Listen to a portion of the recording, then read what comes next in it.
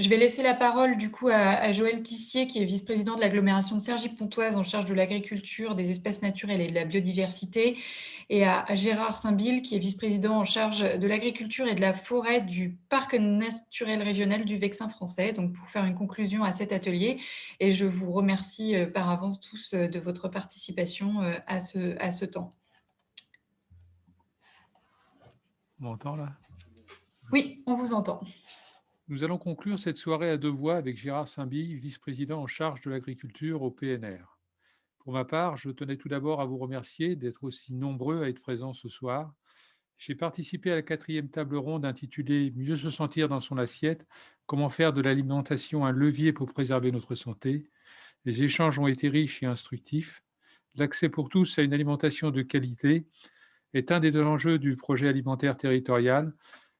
Et au cours de cette réunion, on voit bien qu'il y a une attente qui est sociale, qui est valorisante. Faire mieux à manger, c'est donner plus de soi-même, qui demande plus d'accessibilité, hein, en termes de coût, bien sûr. Donc, pour arriver à avoir des bons produits à un prix raisonnable pour que tout le monde puisse réapprendre à prendre plaisir à manger. Et je crois que c'est ce qu'on constate dans ce qui a été dit ce soir dans cette table ronde.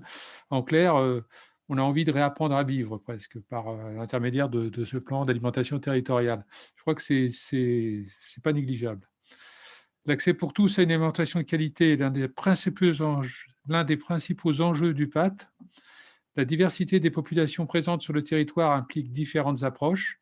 La table ronde animée par Lucille Favio, cabinet Ville Ouverte, a permis d'écouter le témoignage de 3 acteurs locaux qui développent déjà des actions de sensibilisation à la nutrition auprès des différents publics.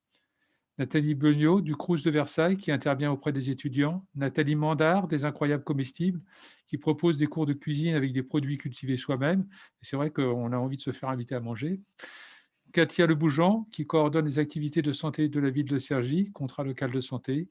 Quelques pistes d'action ont même été évoquées et seront à préciser dans les semaines qui viennent en phase de co-construction du programme du PAT.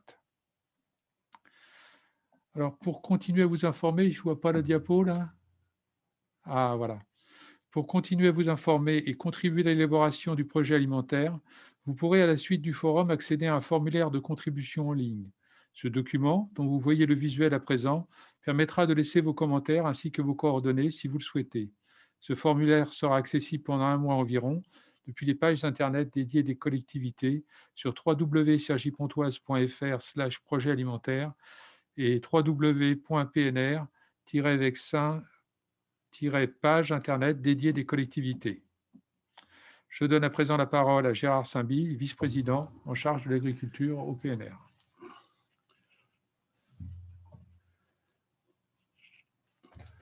Voilà, merci, merci bien. Donc, je ne vais pas être très long parce que je pense qu'il est tard et que les débats, les discussions, les présentations ont été riches. J'ai bien mis mon micro, oui. Je voudrais simplement déjà me féliciter, comme mes collègues l'ont fait, de la forte participation, puisque je crois qu'il y a encore 140 personnes à cette heure-ci qui sont connectées, ce qui prouve l'intérêt qui est porté sur le sujet par tous ceux qui se sont mobilisés ce soir.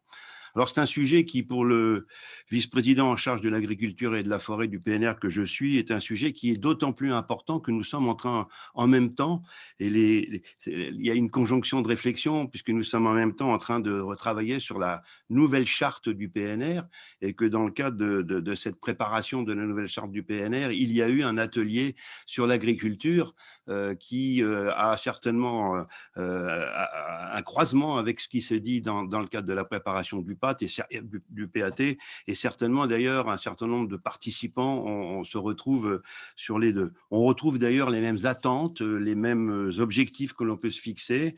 Certes, là, ça se réduit sur l'alimentation au niveau de la réflexion, mais dans le cadre de la réflexion de la charte, c'est l'agriculture avec tout ce que cela implique, notamment pour le monde agricole dans les mutations qui doivent être les siennes. Mais c'est intéressant aussi, je crois, que nous ayons, comme le rappelait tout à l'heure Jean-Paul Jandon, deux territoires qui sont totalement différents, c'est-à-dire un territoire, la communauté d'agglomération qui est très urbain et qui a besoin de pouvoir se nourrir et qui est riche d'avoir à sa proximité un territoire comme celui plus rural du Vexin, qui permet justement, peut-être pas encore assez, c'est bien l'objet de la discussion, mais demain de permettre d'avoir de l'alimentation dans le cadre des circuits courts sur lesquels nous sommes bien évidemment obligés aujourd'hui de travailler. Donc ces deux mondes, si je peux dire, ces deux périmètres, ces deux territoires sont riches de leur diversité et de leur complémentarité, et c'est à souligner, et je crois que c'est l'intérêt qu'il y a à travailler ensemble. D'ailleurs, c'est maintenant un peu une habitude entre le PNR et la communauté d'agglomération, puisque nous avons, ça a été évoqué tout à l'heure dans le cadre de l'intervention de M. Daguin notamment, on a parlé de méthanisation, et nous avons eu, il y a maintenant 18 mois, 2 ans, une étude partagée avec la communauté d'agglomération et le parc naturel régional pour la recherche de la possibilité d'avoir, et je partage le fait que c'est certainement des méthaniseurs collectifs sur lesquels il faut que l'on puisse travailler, et donc il y a une réflexion qui a mené sur la nécessité et la possibilité d'avoir des territoires qui, à l'intérieur du PNR, pouvaient justement voir l'installation de méthaniseurs. Donc cette conjonction des intérêts partagés entre un territoire urbain et un territoire rural sont particulièrement intéressantes. Alors, bien évidemment, fort de tout ce qu'on a dit, et il y a peut-être pas suffisamment d'agriculteurs qui étaient présents, je ne sais pas, je n'ai pas le détail, je sais que dans certaines tables rondes, il y avait des agriculteurs qui étaient là pour intervenir, mais bien évidemment, il va falloir que l'on puisse intéresser et accompagner les agriculteurs à les objectifs qui seront fixés dans le projet d'alimentation territoriale. Et ce n'est pas simple pour eux. Il ne faut pas simplement leur dicter leur conduite. Il faut simplement leur faire comprendre qu'on est dans une mutation, dans une transformation ou dans un nouveau paradigme, pour reprendre ce qui a été dit tout à l'heure. Mais nous sommes bien évidemment amenés à pouvoir mettre en relation le monde agricole et les consommateurs que nous sommes pour faire cette transition.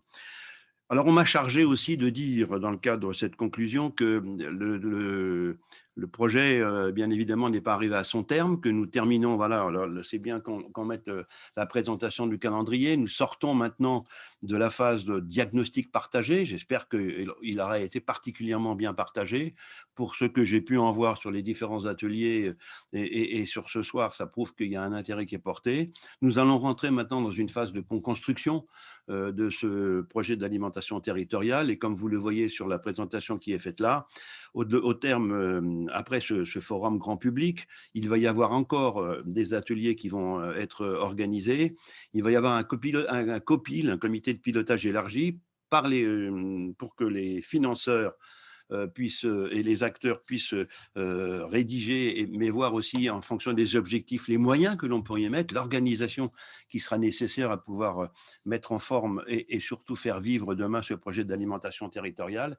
Et surtout, c'est un rendez-vous sur lequel j'attire l'attention de tous ceux qui sont encore présents, et bien évidemment plus largement, il y aura un forum de restitution qui permettra à ce moment-là effectivement d'avoir une réflexion sur ce qu'il convient de faire et de mettre en place à court, moyen et long terme, mais aussi qui permettra de regarder quels sont les différents pilotes qui devront être identifiés pour la mise en œuvre de ce projet d'alimentation territoriale, et tout ce qui concerne les formes d'implication des habitants au projet alimentaire. Alors l'atelier 4 était certainement en la matière intéressant en cela, et donc pour conclure, ce que je peux surtout inciter pour chacun d'entre vous, de ceux qui sont encore présents, encore une fois, c'est de participer encore, de nous permettre de co-construire ce projet d'alimentation territoriale, parce qu'il ne suffit pas de l'écrire sur un document, il ne suffit pas que les acteurs soient identifiés, il faut aussi que ce soit quelque chose qui soit largement partagé par les consommateurs, que nous sommes les uns et les autres, et je crois qu'on y a tous un grand intérêt sanitaire, mais en même temps de développement du territoire, dans le cadre des mutations écologiques, mais pas que, qui sont indispensables aujourd'hui. Voilà ce que je pouvais dire en conclusion. Merci beaucoup. Eh bien, on va vous souhaiter à tous et à toutes une très bonne soirée. Et merci de votre participation. On espère que ce moment d'échange et de rencontre a pu vous être a été intéressant pour vous, que vous avez pu apprendre des choses. Donc, il y aura bien sûr un module de contribution qui sera mis en ligne prochainement, sur lequel vous pourrez aller mettre vos idées, vos remarques. Et donc, il sera diffusé en ligne sur le site du PNR et de Cergy Pontoise. Voilà, je vous laisse vous déconnecter en vous souhaitant une bonne soirée.